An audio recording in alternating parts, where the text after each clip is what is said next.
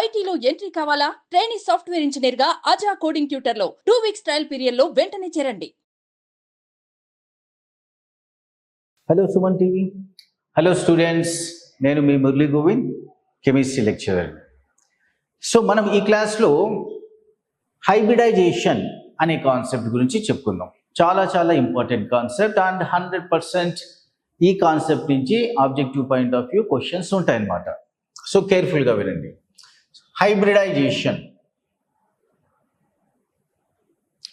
So మీకు తెలుసు hybridisation, different types of హైబ్రిడైజేషన్స్ ఉంటుంది. SP, SP2, SP3, SP3D, SP3D2, SP3D3, okay ఇలా. సో ఇప్పుడు మనం ఈ క్లాస్లో హైబ్రిడైజేషన్ కనుక్కోవడానికి ఏ ఫార్ములా యూస్ చేస్తారు, ఎలా కనుక్కుంటాం హైబ్రిడైజేషన్ అనేది చెప్పుకుందాం. So the formula n equal to half into number of valence electrons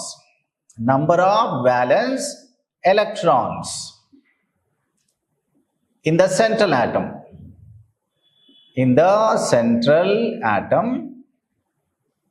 plus number of monovalent atoms attached to central atom, okay, minus charge. ఈ యొక్క ఫార్ములా గుర్తుపెట్టుకోవాలి. Number of valence electrons in the central atom అంటే already నేను చాలాసార్లు చెప్పాను. జనరల్గా మీకు second period elements వేస్తుంటారు. సో సెకండ్ పీరియడ్ ఎలిమెంట్స్ ఏవి మీకు తెలుసు already. Okay, so for example helium నుంచి స్టార్ట్ చేద్దాం. Okay, helium or say lithium నుంచి lithium, beryllium, boron, carbon, nitrogen, oxygen, fluorine, okay, then neon, ఇలా ఉంటాయి. So lithium number of valence electrons 1. So first group element. Okay, lithium, sodium, potassium అలా ఉంటాయి. Beryllium 2, boron 3, carbon 4, nitrogen 5, oxygen 6, fluorine 7, ఇలా గుర్తుపెట్టుకోవాలి. Okay, so ఈ గ్రూప్లో ఉన్న వాటికి same number of valence electrons ఉంటాయి.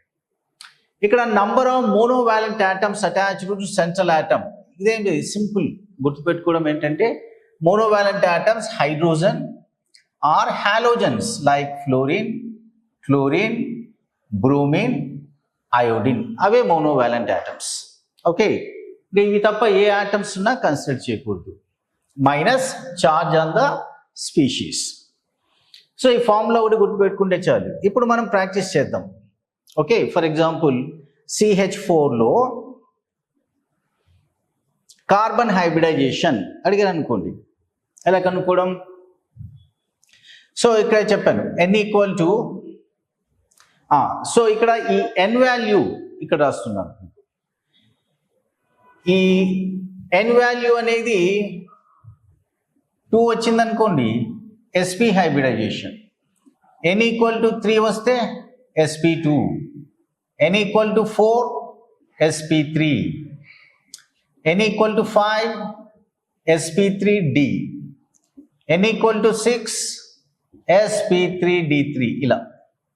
ఓకే, 2 అంటే 2 ఆర్బిటాల్స్ sp, ఓకే, 3 అంటే 3 ఆర్బిటాల్స్ sp2, అలాగా. మీథేన్లో కార్బన్ హైబ్రిడైజేషన్ కనుక్కోవాలి. స్టార్ట్ చేయండి. హాఫ్ ఇంటూ,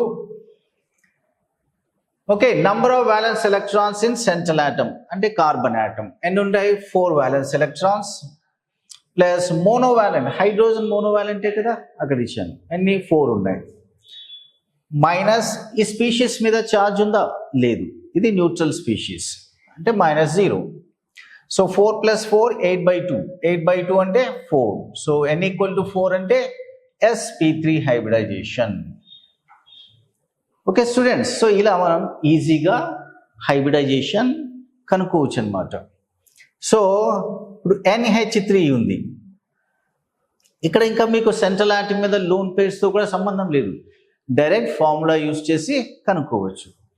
NH3 చెప్పండి, N equal to half into nitrogen group number or nitrogen balance electrons ఎన్ని 5 ప్లస్ 3 0. ఓకే, ఛార్జ్ లేదు.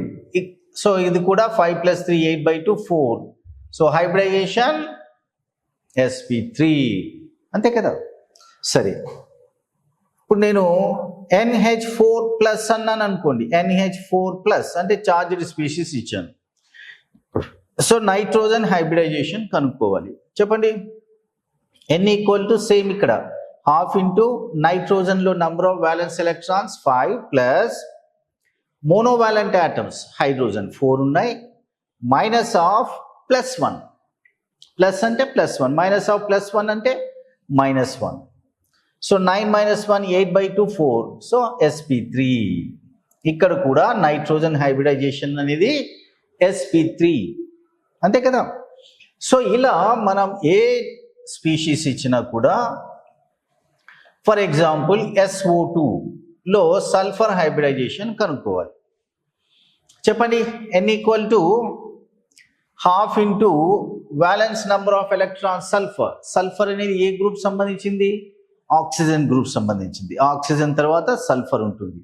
అంటే వ్యాలెన్స్ ఎలక్ట్రాన్స్ ఎన్ని ఉంటాయి? 6 ఉంటాయి. సో 6 ప్లస్ మోనోవాలెంట్ ఆటమ్స్ ఉన్నాయా? అటాచ్డ్ టు సెంట్రల్ ఆటమ్ లేవు. ఇక్కడ మోనోవాలెంట్ ఆటమ్స్ అంటే హైడ్రోజన్ అండ్ హాలోజన్స్, ఆక్సిజన్ కాదు. అంటే మోనోవాలెంట్ ఆటమ్స్ 0, చార్జ్ ఆల్సో 0. 6/2 3. 3 అంటే హైబ్రిడైజేషన్ sp2. ఓకే, ఇలా షార్ట్ కట్తో హైబ్రిడైజేషన్ మీరు కనుక్కోవచ్చు. అలాగే ఇప్పుడు నేను జినాన్ డైఫ్లోరైడ్ XeF2లో జినాన్ హైబ్రిడైజేషన్ కనుక్కోమన్నాను. సో జినాన్ అనేది నోబుల్ గ్యాస్. సో ఫ్లోరిన్ తర్వాత నియాన్ వస్తుంది. నంబర్ ఆఫ్ వ్యాలెన్స్ ఎలక్ట్రాన్స్ 8 ఉంటాయి కదా. సో ఈ నియాన్ తర్వాత okay, helium, neon, argon, krypton, xenon and radon, ఇవి నోబుల్ గ్యాసెస్. నోబుల్ గ్యాసెస్లో 8 వ్యాలెన్స్ ఎలక్ట్రాన్స్ ఉంటాయి, ఆక్టేట్ కదా. ఇది మీకు అందరికి తెలుసు. So N equal to half into number of valence electrons 8 plus fluorine halogen monovalent ఆటమే కదా. So 8 + 2 no charge is there. So 10/2 అంటే 5. 5 అంటే హైబ్రిడైజేషన్ sp3d. సో మెయిన్ హైబ్రిడైజేషన్ కనుక్కోవడం ఇంపార్టెంట్ అన్నమాట. అలాగే ఇంకొక ఎగ్జాంపుల్ చూద్దాం. సో ఇప్పుడు మీకు జినాన్ ట్రయాక్సైడ్ XeO3 అని ఇచ్చాడు అనుకోండి, జినాన్ హైబ్రిడైజేషన్ కనుక్కోండి. Okay, potassium permanganate KMnO4 or else a simple compound itself. Let us take SF4. So SF4లో sulphur. Okay, any charged species ఏదైనా మీరు ట్రై చేయొచ్చు. సో SO4 2- సల్ఫర్, ఇది నెగిటివ్ ఛార్జ్ ఇచ్చాను ఇక్కడ. ఓకే, సో చెప్పండి, N equal to half into sulphur group number 6, oxygen తర్వాత sulphur, monovalent atoms లేవు, మైనస్ చార్జ్ -2, మైనస్ ఆఫ్ -2 +2. 6 + 2 8/2 అంటే 4. 4 అంటే sp3 అంతే కదా. సో అలాగే ఇవి చెప్పండి, ఇక్కడ N ఎంత వచ్చింది మీకు?